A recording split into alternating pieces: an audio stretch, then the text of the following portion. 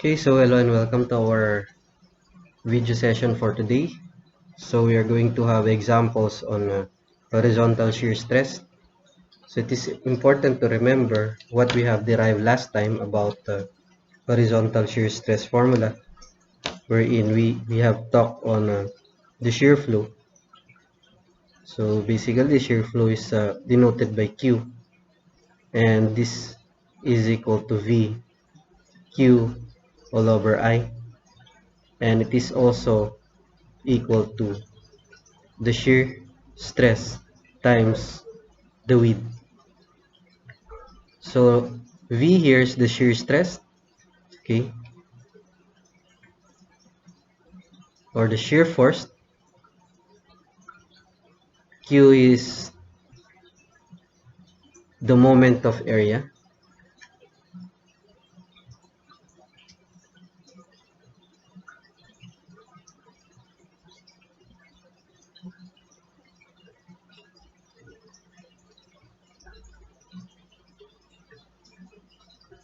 About the neutral axis.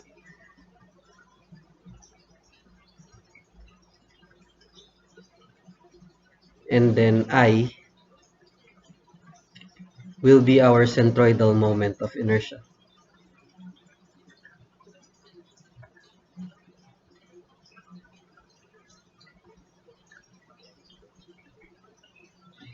So that if we are concerned with our shear stress horizontal, that would be equal to VQ all over I times B. So B is just cross multiplied to this term to come up with the formula of tau. So our Q is the moment of area. So investigating the units, Q is the area. Basically, let us denote that by mm squared multiplied by the distance from the neutral axis. When we say moment of area, it is just simply equal to the area times the moment arm, or the distance from the neutral axis. That is why, okay, so if we are going to combine this, Q is in terms of millimeter cube, and then I is usually mm raised to 4, and then the width is in terms of mm, and then our V is in terms of Newton. So we will be using consistently the unit Newton and mm to pair it, or to pair it with our resulting unit, that is in megapascals. So in English, I could be in terms of inches raised to 4, or it could be uh, feet raised to 4, and then similarly B could be in inches or could be in feet, and then our shear force is in terms of pounds. So thereby we'll just have to be consistent in using pounds and inches to be paired by PSI, and pounds and feet in terms of PSF. So one thing we should remember in dealing with this formula, or the shear force, is that we should aware that the maximum stress is considering the neutral axis. Okay, so if we have here a sample beam This portion here is actually our web. This is, sorry, this is flange, what we call flange,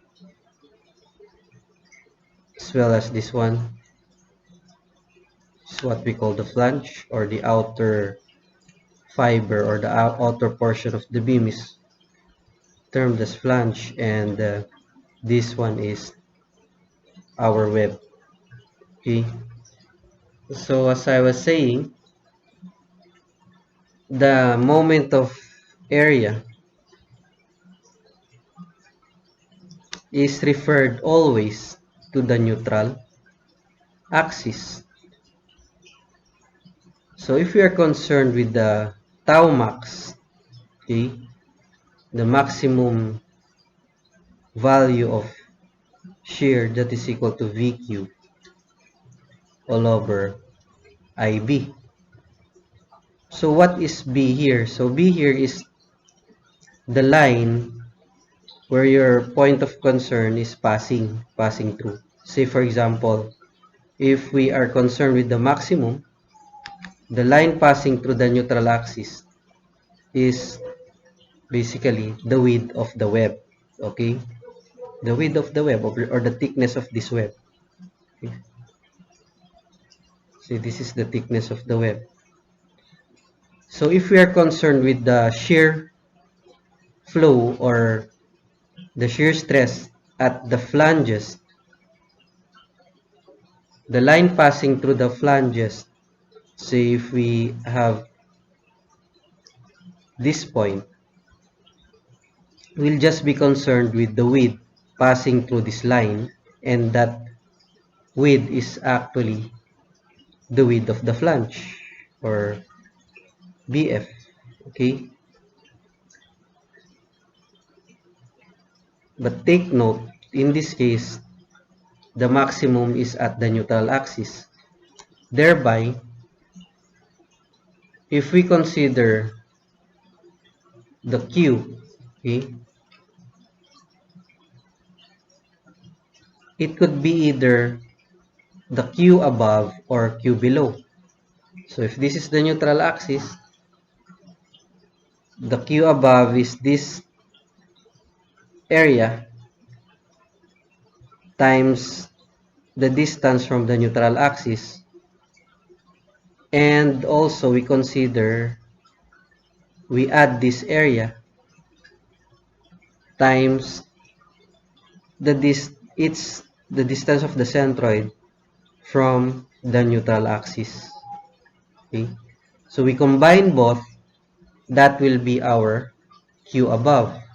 Okay, so that is our Q above, and it must be equal also to Q below. Okay, so simply Q here is just equal to area times the distance from the neutral axis, as I've said a while ago. So basically, we'll just have to compute Q above or Q below only to consider in this formula.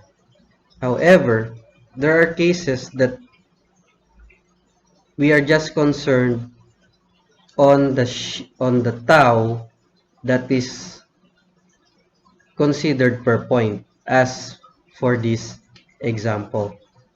So let us now discuss this example.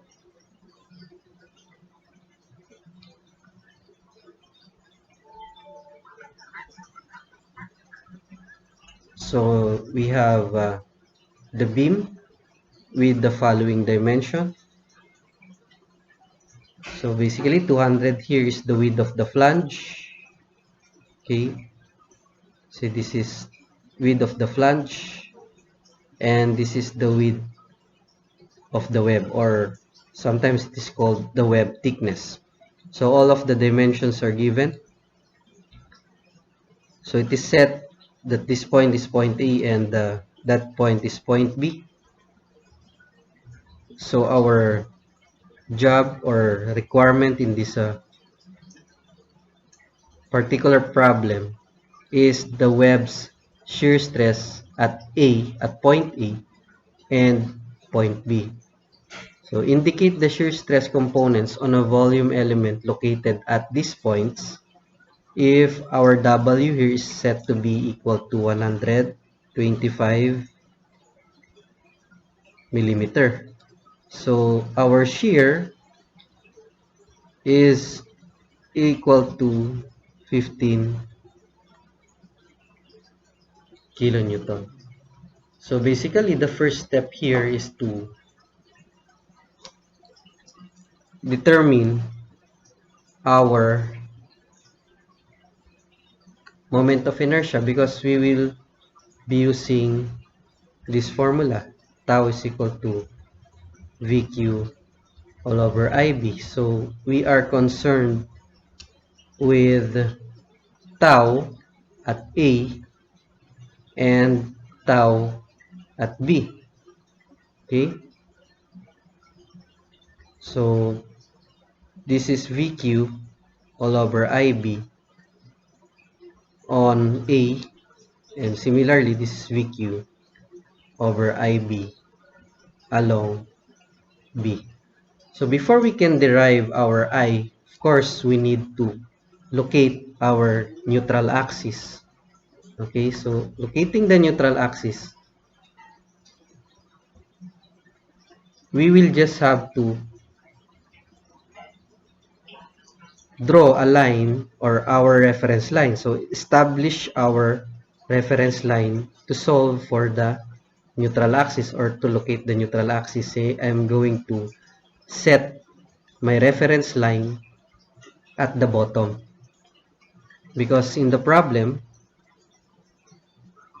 show that the neutral axis is located y bar from the bottom. Okay, but you can also use this top as your reference line. So it is up to us to determine our reference line. What is important, you know where is your reference line.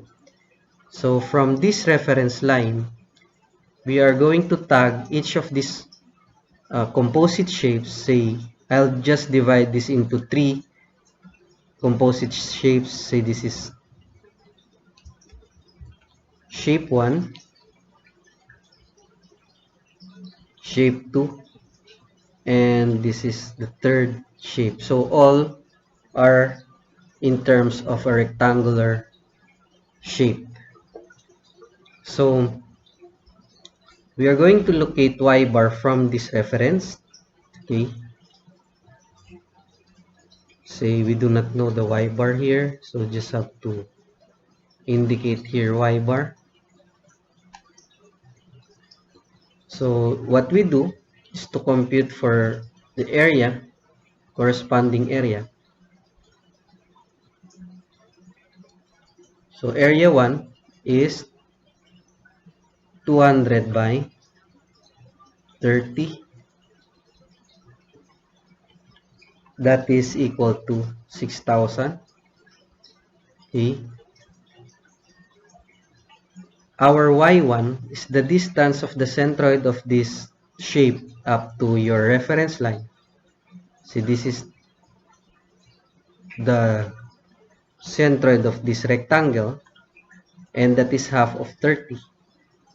So from the reference line, that is 30 plus 250 plus half of 30 is 15. So 30 plus 250 plus 15, that is equal to 295 millimeters. So we do the same to the shape 2, where in shape 2 here is the base is 25 and the height is 250.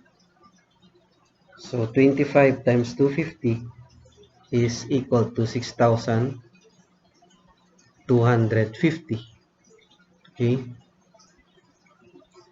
And then for area 3, let us compute for y2 before we proceed. So from your reference line, the centroid is located somewhere here. is half of 250, that is 125, plus 30, that is actually 155 millimeter. So anyway, these are millimeter squared. This is also millimeter squared. So finally, for A3, we have W equivalent to 125 by 30. 125 by 30 is 3,750 millimeters squared. So of course, we need also to locate that one up to your reference line. And it is obvious that is just equal to the half of 30. So we need to sum up all of the area here. So the sum of the area is 6,000 plus 6,250 plus 3,750 is equal to 16,000.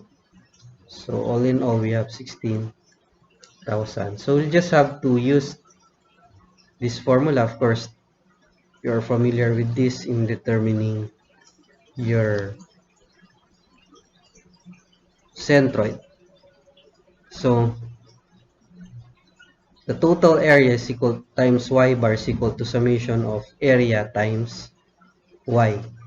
So the total area is 16,000 times y bar is equal to area 1, that is 6,000 times 295 plus area 2, 6,250 times 155 plus 3,750 times 15. So we can now compute for y bar. Y bar is equal to 174.69 millimeters. So from the problem, we have just proven that the location of y bar from the bottom is 174.69, which is 0.71747 meters. Okay. So our next step is to compute for the centroidal moment of inertia. Okay. So for the centroidal moment of inertia, of course, the formula is to use the transfer formula. The transfer formula for all of these three composite shapes is equal to summation of I plus the area times the corresponding distance that is squared. Okay. So before we employ this formula, of course, let us determine the transfer distances of each of the shapes. So from y bar equivalent to 174.69, we'll just have to locate this. So this is D1, okay. Say this is distance 2, okay, the centroid from the neutral axis. This is actually the neutral axis. And for the shape 3, say this is the centroid up to the neutral axis, that is distance 3. So I'll just have to place it here. The distance 1 is equivalent to, what is the equivalent of distance 1? So we'll just have to get the total. 250 plus 30 plus 30, or 250 plus 60, that is equal to 310. Okay, that is the total. And then we'll just have to deduct here 174.69. And so after deducting that one, so we come up with this distance. We deduct the half of 30, that is equal to 15. Therefore, D1 is equal to 120.31 millimeters. Okay, so we also do the same for 2. So this is D2. So from our figure, we'll just have to deduct 174.69.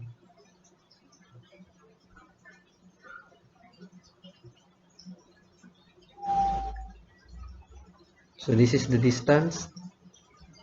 Okay, so we need to deduct this 30 as well as the half of 250, that is 125. Okay, so 174 minus this distance, so we have that one, and then this dimension is half of 250, 120, that is equivalent to 125. So we have 19.69 millimeters, okay, for D2. And then for D3,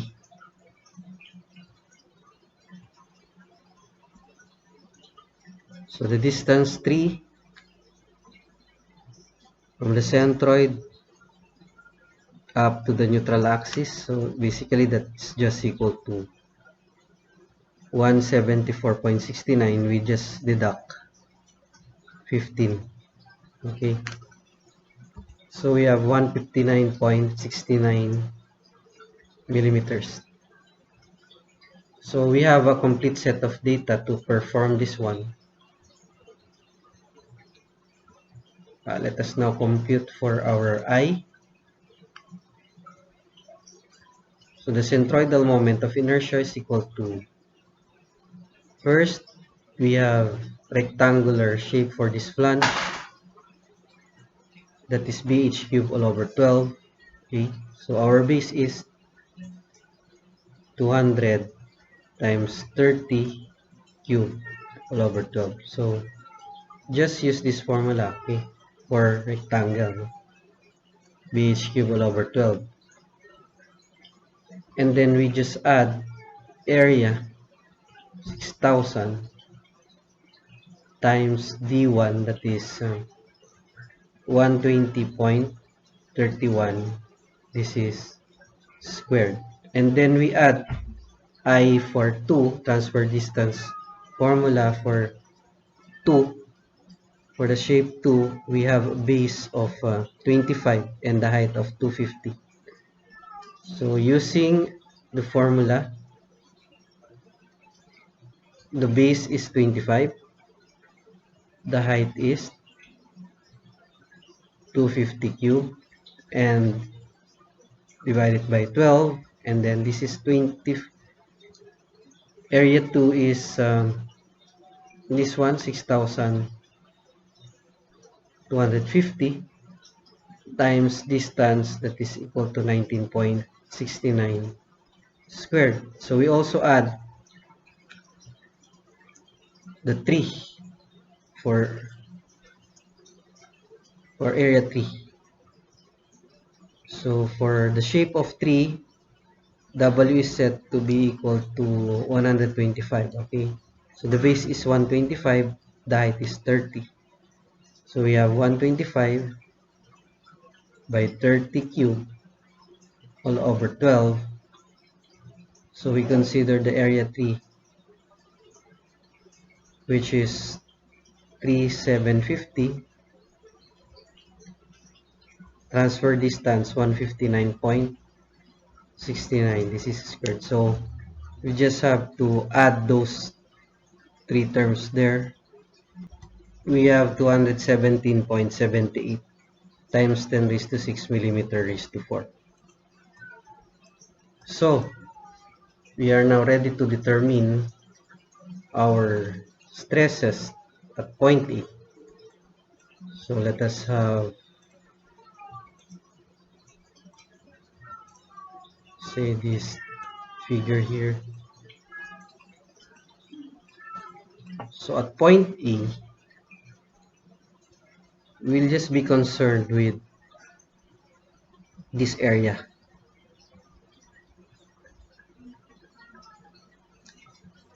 Basically, the line passing through A is actually cutting or passing through the thickness of the web, which is 25. So before we will employ this formula, tau A is equal to VQ over IB of your A, let us compute for our Q considering the shaded portion here. And take note that the neutral axis is equivalent to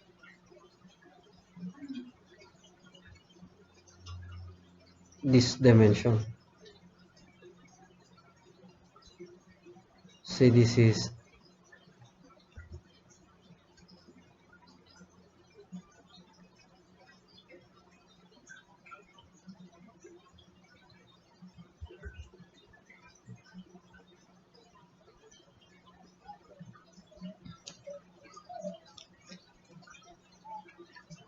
computed to be equal to 174.69. Okay, so that the excess from the total height would be equal to 135.31 millimeters. So what is our distance here? Okay, say from this is the centroid of this area. Okay, so we'll just be considering this distance here.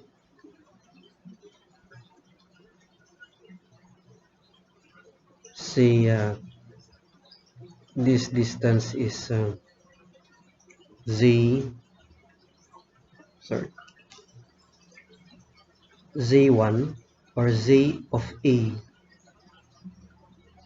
is equal to 135.31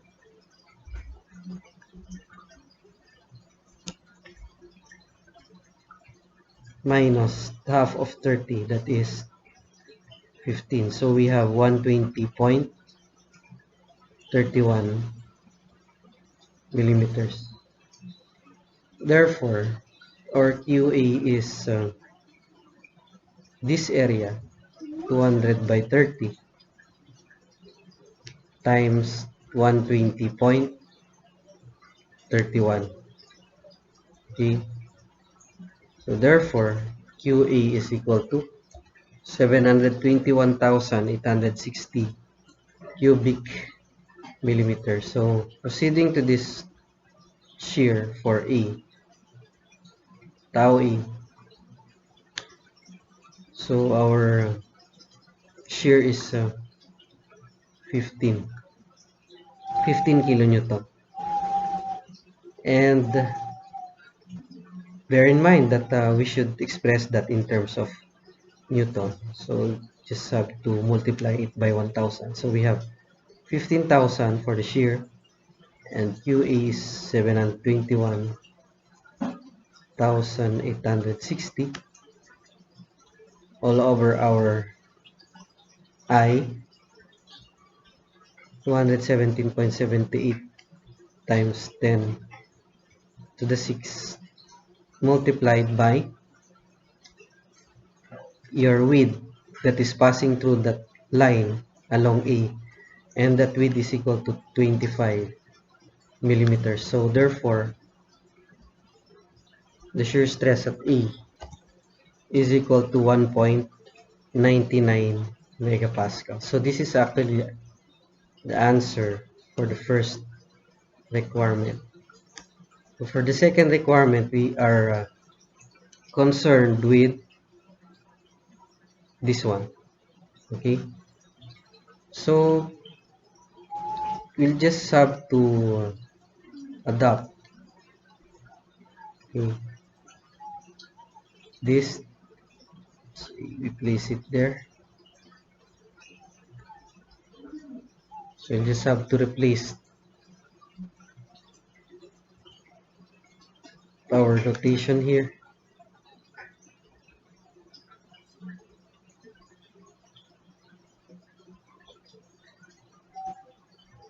So this time we are concerned with the B, okay, point B.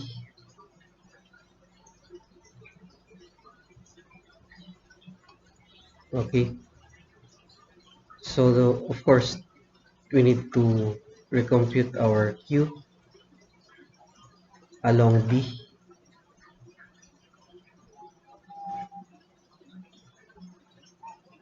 So we will be considering this shaded portion here.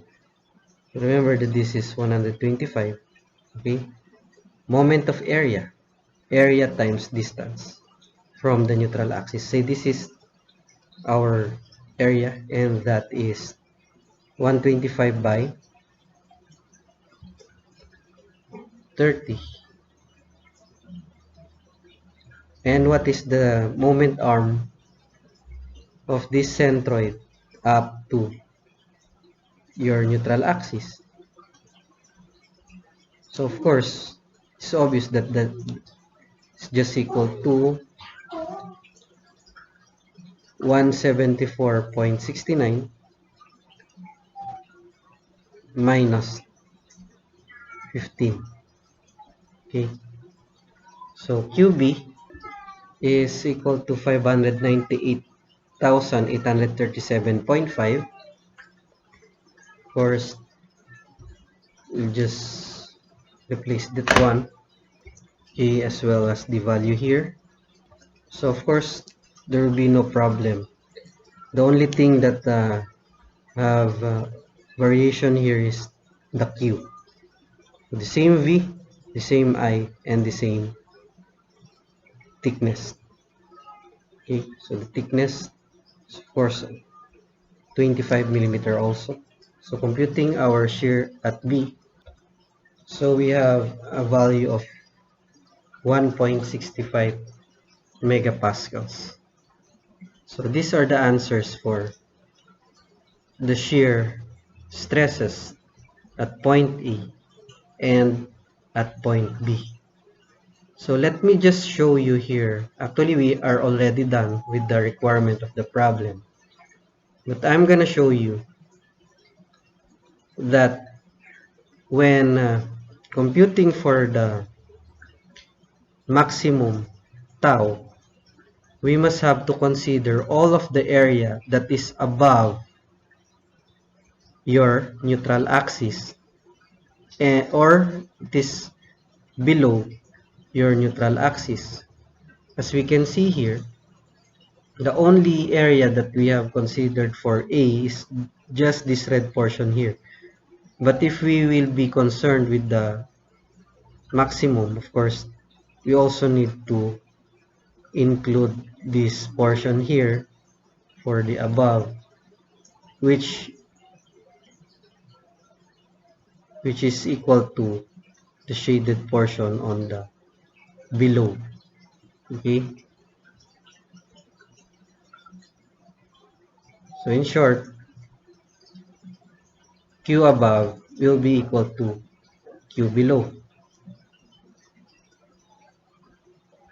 So if we are going to have that one, say we compute for Q above,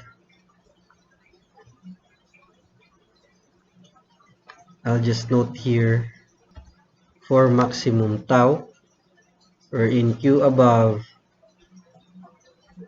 all of the blue shaded area here will be considered. Okay, so first we have 200 by 30, and then the distance is 135.31 minus 15. And then we also include the shaded portion along the web. And what is that distance? We add that one. We need to determine this dimension. Okay. And this dimension is 135.31 minus 30. That is actually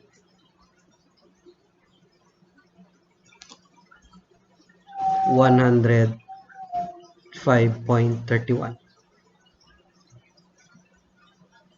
Okay. Times thickness of 25. And then, of course, this portion up to the neutral axis. Okay. So what is that distance? We have 135.31 minus 30. This is 105.31.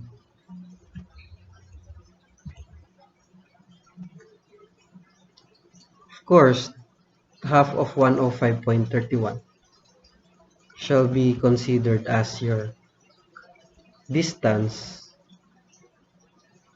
of this shape up to the neutral axis divided by 2.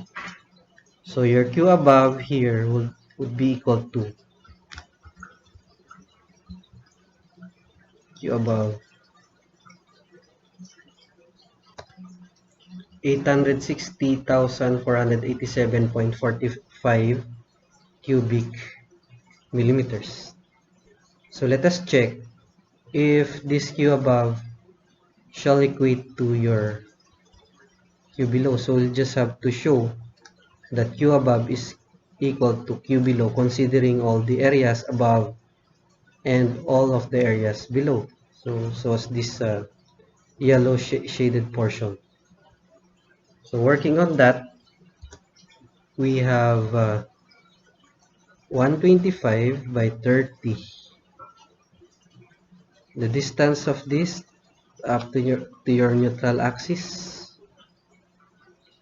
is equal to 174.69 less 15. And then we add this portion here, rectangle. This dimension is actually 174.69 minus 30. 144.69.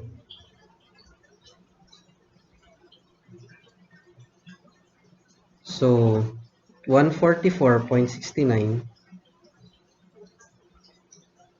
okay, times its base, that is 25, and this distance up to the neutral axis is actually the half of 144.69. So we have Q below is equal to almost equal to Q above. Okay, so anyway, the difference is negligible in a way that this is in thousands. Okay, so you can choose Q above or Q below in solving for the maximum. So the maximum tau will be equal to VQ all over IB. So we have 15,000 as our V. Say using Q above, we have 860,487.45 divided by our I, 217.78 times 10 to the 6. The width passing through that line is 25. So therefore, the maximum shear stress is equal to 2.37 megapascal. So if we choose Q below, we will yield at the same answer. Okay? That's why I'm telling you that the difference between them is only a minimal or negligible difference. There is a difference because of the rounding of numbers, or there are errors in terms of rounding off. Okay, so that's it for this problem, and see you on the next video on the next example. So thank you.